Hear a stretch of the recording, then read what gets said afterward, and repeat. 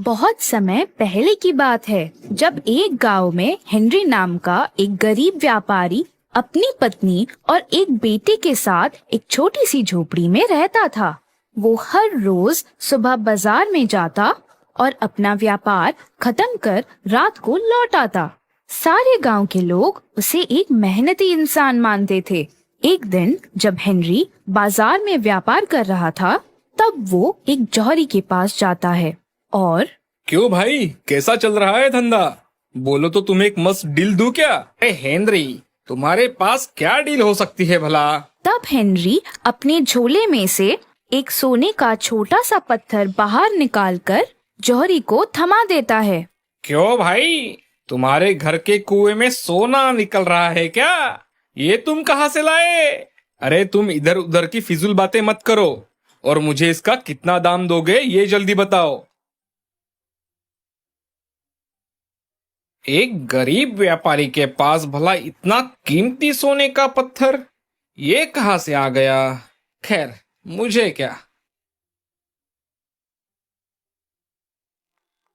सुनो, कल अपने बेटे का जन्मदिन है। मैं सोच रही थी उसके लिए कुछ अच्छा स्वादिष्ट खाना बनाऊं जो उसको पसंद आएगा। अगर आप मुझे थोड़े पैसे दे देते तो मैं खाने की कुछ सामग्री खरीद के ले आती।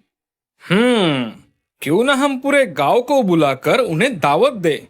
आखिर हमारे बेटे का जन्मदिन है, धूमधाम से मनाएंगे। ये लो पैसे। इतने पैसे आपके पास कैसे आए? कहीं आपने चोरी तो नहीं की ना? अरे ये क्या, तुम कुछ भी सोचती हो। कुछ दिनों से मेरे व्यापार में काफी मुनाफा हो रहा है। लोग आजकल अच्छी रकम दे रहे हैं। अब तो हमारी गरीबी के दिन गए, समझी? अगले दिन गांव वाले हेनरी के घर दावत का खाना खाने आते हैं। हेनरी के घर की दावत देखकर लोग आपस में बात करने लगते हैं। एक गांव वाला हेनरी से आकर पूछता है, ये दावत तो बहुत ही लाजवाब है। तुम्हारी कोई लॉटरी लगी है क्या, जो इतने पैसे घर में आने लगे हैं? अरे भाई, कोई लॉटरी वॉटरी नहीं लगी है। व्यापार में अच्छा मुनाफा हो रहा है, बस, और कोई बात नहीं। ये हेनरी जरूर कुछ छिपा रहा है। आखिर मैं भी तो एक व्यापारी हूँ। इसने ऐसी क्या सोने की खदान ढूंढ ली जो मुझे नहीं मिली? जरूर दाल में कुछ काला है। नहीं नहीं, मुझे तो लगता है कि पूरी दाल ही काली है। अगले दिन से जेम्स हेनरी पर नजर रखने लगा। घर से बाजार तक हेनरी पर नजर रखे जेम्स उसका पीछा करने लगा। एक दिन रात को जब हेनरी बाजार से अपने घर वापस जा रहा था, तभी वो घर के पीछे के दरवाजे की तरफ जाता है और आसपास देखता है कि कोई उसे देख नहीं रहा हो। पर जेम्स छुपकर ये सब दूर से देख रहा था। ये हेनरी इतनी रात को यहाँ इस कुएं के पास क्या कर रहा है? तभी हेनरी एक खाली झोली लेकर कुएं के अंदर जाता है। थोड़ी देर बाद सोने से भरी झोली वो बाहर लेकर आता है। मुझे पता था हेनरी जरूर कुछ राज छिपा रहा है। अभी मुझे पता चला कि ये इतना अमीर कैसे बन गया। अब जब मुझे इसके बारे में पता चल ही चुका है, तो क्यों ना थोड़ा इसका फायदा लिया जाए। थोड़ा धन बांटने से कौन सा हेनरी गरीब हो जाएगा। ऐसा करता हूँ, कल मैं रात को इसके अंदर चला जाता हूँ और अपने लिए थोड़ा सोना बाहर लेकर आता हूँ। फिर अपनी पत्नी को देता हूँ, वो बहुत खुश हो जाएगी। अगले दिन जेम्स रात को चोरी छिपे उस कुएं में जाने की तैयारी करता है। जेम्स अंदर उतर जाता है। तब उसे कुएं के अंदर सिर्फ झाड़ियां और अंधेरा ही दिखता है। थोड़ा आसपास देखने के बाद जेम्स को एक सुरंग दिखाई देता है। कुएं में सुरंग? शायद उस सुरंग के पार ही होगा ढेर सारा सोना। मैं तो आज माला माल होने वाला हूँ। जेम्स उस सुरंग को पार कर लेता है। जैसे ही वो सुरंग के आखिरी छोर तक पहुंचता है, वैसे ही उसे चारों तरफ सोना ही सोना दिखाई देता है। अरे बाप रे, इतना सारा सोना! मैंने अपनी जिंदगी में इतना सोना पहली बार देखा है। जल्दी से अब मैं सोना अपनी झोली में भर लेता हूँ। वाह वाह, अब तो मेरी निकल पड़ी।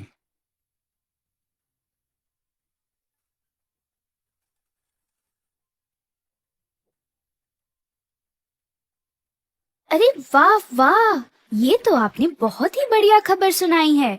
कल ही जौहरी से इसका भाव करा कर लाती हूँ। जेम्स की पत्नी जौहरी के पास जाती है और उसे उस सोने के बदले बहुत अच्छी रकम मिलती है। हर रोज रात को जेम्स हेनरी के कुएं में जाता और झोली भरकर सोना अपने साथ घर लेके आता। देखो तो, मैंने अपने लिए कितनी सारी नई साड़ियाँ खरीद ली है और ये जेवर सब मेरे हैं, मेरे। क्यों ना आज इनसे कहकर थोड़ा ज्यादा सोना लेके आने को बोलती हूँ।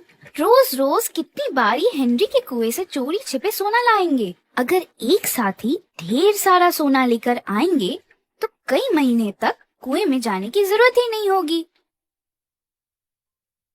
हाँ, यही सही रहेगा। सुनो, आज रात आप ढेर सारे झोले लेकर जाओ और मेरे लिए बहुत सारा सोना लेकर आओ।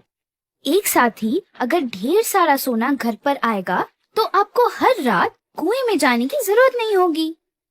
हाँ, बात तो तुम बिल्कुल सही कह रही हो। मैं आज रात को ही ढेर सारा सोना लेकर आता हूँ। जेम्स कुएं में जाता है और सोना निकालना शुरू करता है। जैसे ही वो एक जगह से बहुत सारा सोना निकालने जाता है, वैसे ही उस कुएं की दीवार कमजोर होने लगती है। अरे ये क्या हो रहा है? कुएं की दीवार में दरार आ रही है। मुझे जल्दी यहाँ से निकलना होगा, वरना मैं इसी कुएं में फंस जाऊंगा। पर जाने से पहले थोड़ा और सोना लेता हूँ।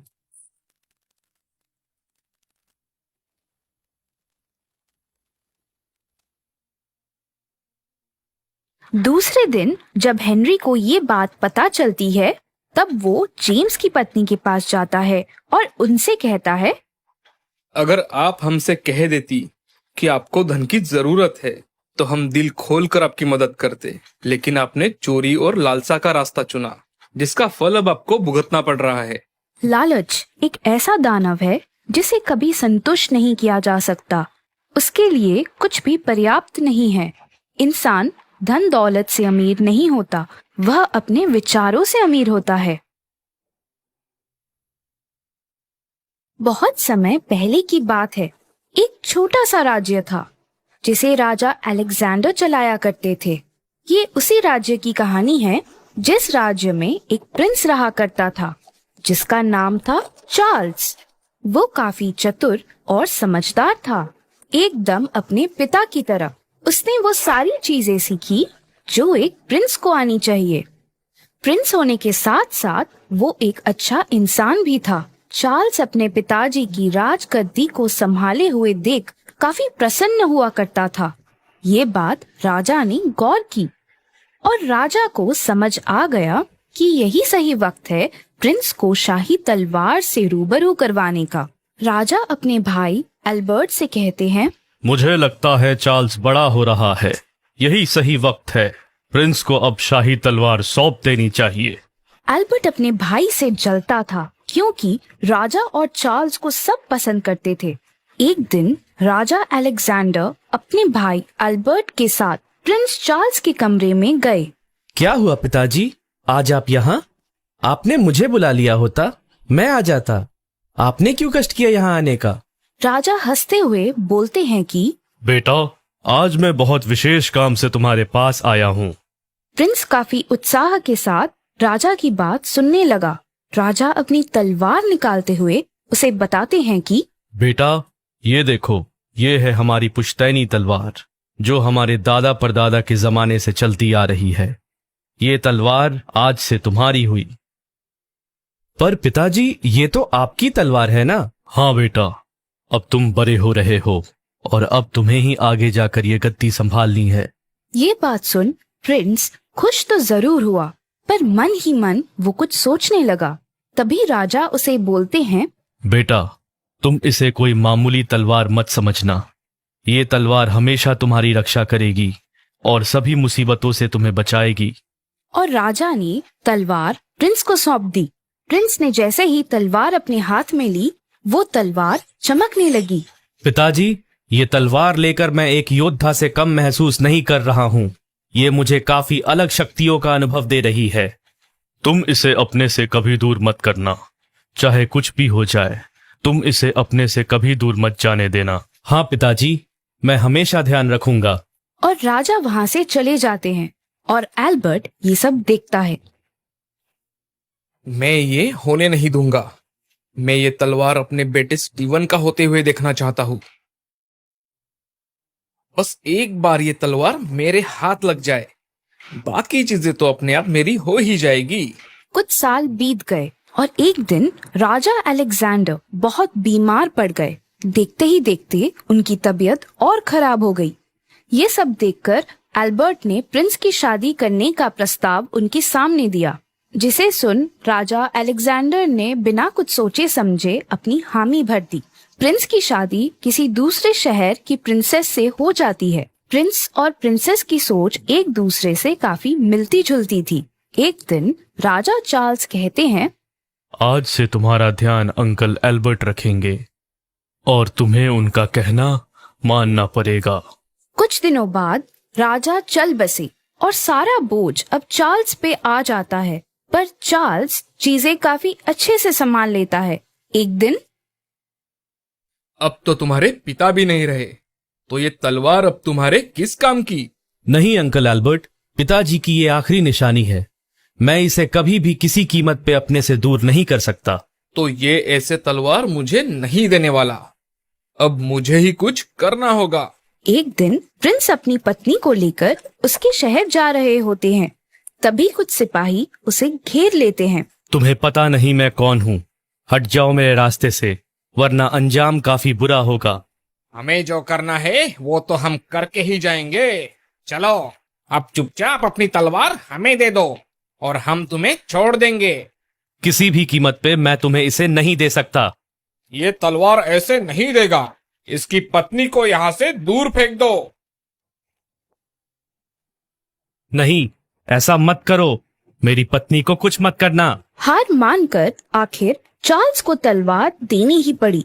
और तभी वहाँ हंसते हंसते एल्बर्ट आ जाता है और चार्ल्स को समझ आ जाता है कि ये सब किया कराया इसके अंकल का ही है। आखिर लोग अपनों से ही हार जाते हैं। अंकल, आपको पिताजी कितना माना करते थे। उन्होंने मुझे और इस राज्य को आपके ऊपर छोड़ दिया और चले गए। पर उन्हें क्या पता था कि उनका ही सगा भाई उनका सबसे बड़ा दुश्मन है। तुम्हारे पिताजी ने मुझे बस अपने काम के लिए इस्तेमाल किया है और मैं ये अपने बेटे के साथ नहीं होने दूंगा। पिताजी को दिए हुए वचन के कारण चार्ल्स विवश हो गया था। राजा और उसकी पत्नी वहीं जंगल के पास एक कुटिया में रहने लगे और अपना जीवन जीने लगे। और दूसरी ओर एल्बर्ट ने सारी चीजें अपने हाथों में ले ली और वो ऐशो आराम की जिंदगी जीने लगा। कुछ साल बीत जाते हैं। राज्य की हालत बिगड़ गई। वो राज्य जो कभी समृद्धि के लिए जाना जाता था, वो अब एक उदास राज्य बन गया था। सब चीजों की कमी पड़ने लगी। ये सब तुम्हारे कारण हुआ है अल्बर्ट। हमारे देवता जैसे राजा के साथ तुमने छलकर अच्छा नहीं किया, इसीलिए आज हम सबको ये दिन देखना पड़ रहा है। सब राजा एल्बर्ट को कोसने लगे और राजा एल्बर्ट को भी अपनी गलतियों का एहसास हो जाता है। शायद सच में ये सब इसी वजह से हो रहा है। आखिरकार छीनी हुई चीजों से किसी का भला नहीं होता। एल्बर्ट प्रिंस चार्ल्स को ढूंढने लगता है और उसके पास पहुंच जाता है और उसे अपनी गलतियों की माफी भी मांगता है। बेटे, मुझे माफ कर दो। लालच के कारण मैं अंधा हो गया था और मुझे इसका सबक भी मिल चुका है। आप मुझसे बड़े हैं, मुझसे माफी मत मांगिए। ये मुझे अच्छा नहीं लगेगा। मुझे तो बस इस बात की खुशी है कि आपको अपनी गलती का एहसास हो गया और मैं इसी में खुश हूँ। एल्बर्ट वो शाही तलवार चार्ल्स को वापस करने का वादा करता है। जैसे ही चार्ल्स अपने महल में जाकर अपनी तलवार अपने हाथों में लेता है, वैसे ही शाही तलवार पहले की तरह चमकने लगी और देखते ही देखते सब पहले की तरह ठीक हो गया और सब खुशी से रहने लगे। इस कहानी से हमें ये सीख मिलती है कि लालच हमेशा एक बुरी बला है।